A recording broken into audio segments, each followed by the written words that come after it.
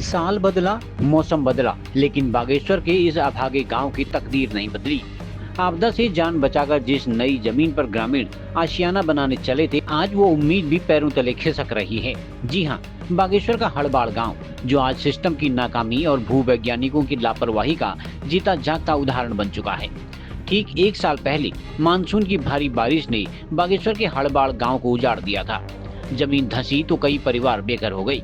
पूरे गांव में ऐसी दरारें आई कि लोग खौफ के साए में जीने को मजबूर थे। ग्रामीणों ने रो रो कर सरकार से विस्थापन की गुहार लगाई। सरकार जागी, प्रशासन हरकत में भी आया और भूवैज्ञानिकों की पूरी टीम ने सर्वे के बाद नई जमीन को सुरक्षित बताते हुए विस्थापन के लिए चयनित भी किया। लेकिन एक साल बाद ही बरसात ने भूवैज्ञानिकों के दावों की पोल खोलकर रख दी है। जरा सोचिए, जिन पीड़ित परिवारों ने पाई पाई जोड़कर विस्थापन की चुनी हुई जमीन में अपने सपनों का घर बनाना शुरू किया था, पहली ही बरसात में वो जमीन भी धंसने लगी है। दरअसल निर्माणाधीन मकानों में दरारें नहीं आई हैं, बल्कि इन मासूमों के दिलों पर भी आई हैं। जिन लोगों के पुराने आशियाने आपदा ने छीने, अब नए आशियाने सिस्टम की भेंट चढ़ रहे हैं। अब सवाल उठना लाजिमी है, क्या प्रशासन के भूवैज्ञानिकों ने बंद कमरों में बैठकर रिपोर्ट तैयार की थी? आखिर क्यों पहली ही बरसात में विशेषज्ञों का चयन पूरी तरह से फेल साबित हो गया?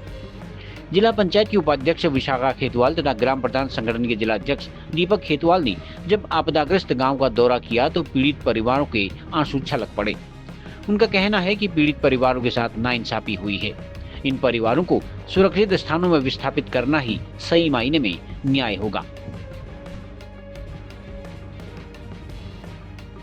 यदि आप बच्चे के होम ट्यूशन के लिए भाग दौड़ कर रहे हैं तो एक कॉल कीजिए और रहिए टेंशन फ्री और पाएं सभी क्लासेस और सभी विषय।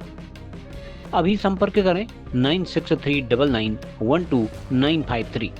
मैं आपदा पीड़ित क्षेत्र हड़बाड़ में कल रात की तेज़ बारिश द्वारा जो पिछले बार के हमारा आपदा पीड़ित थे, ये उनके घर बन रहे हैं 4 लोगों के। और कल रात की बारिश में एक जनों ने लेंटर डाला था, वो लेंटर में पूरी दरारें आ गई, उनके मकानों में पूरी दरारें आ गई। आखिर ये भूगर्भ वैज्ञानिक कैसे हैं जिन्होंने ऐसी भूमि का चयनित किया? हम शासन प्रशासन से कहते हैं कि ऐसे लोगों के खिलाफ सख्त से सख्त कार्रवाई की जाए, क्योंकि हमारे गरीब लोगों ने पिछले 1 साल से ये अपने भवन के लिए परेशान थे। विद्यालय में प्राथमिक विद्यालय, आंगनबाड़ी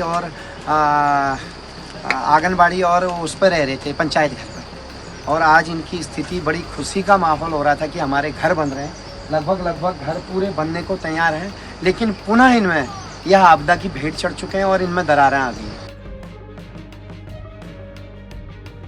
खबरों को जानने के लिए चैनल को लाइक, सब्सक्राइब और फॉलो जरूर करें।